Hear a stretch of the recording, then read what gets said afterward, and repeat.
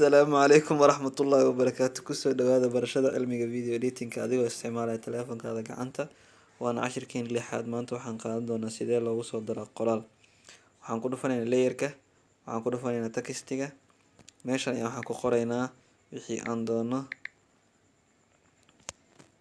diiwaan oo kala ka soo qabo waa sugi haddii aan qaybtan a capital A small ay ku taalo waa meesha farta nooceeda laga bedelo, noocyada doontid ayaa ka dhigan kartaa. tusaale kan oo kale ka dhig inaan soo weynayaan dee ubaada qaybtan hoose ayaan taabanayaa soo jiidaya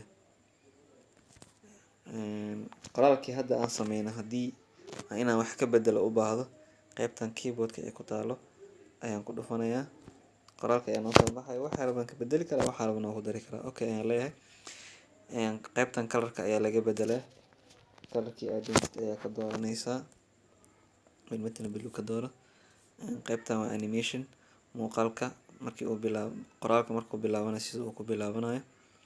sidoo kale qaybtan waa markuu muuqaalka dhamaanayo ama qoraalka markuu dhamaanayo qaabka oo uu dhamaanayo.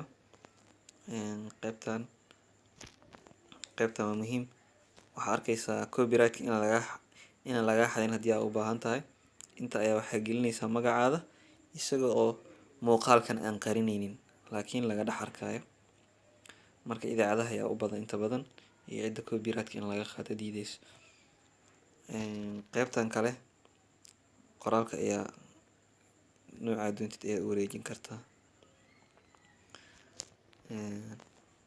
qaybtan saddexdan qaybood, qaybtan waa qaybta bidixda, qaybtan dhexda iyo qoraalka imaanaya. qaybtan waa qaybta midigta ayuu tagaya. hadda dhexda nuugay qaybtan shadowga waaye. shadowga haddii aad colorka haddii rabto waa ka bedeli kartaa, colorka jaallo kale ka dhig, wax iska xiri kartaa. kuwan kalena waa lamid. marka intaas ayaan kusoo gabagabeyneynaa. السلام عليكم ورحمة الله وبركاته.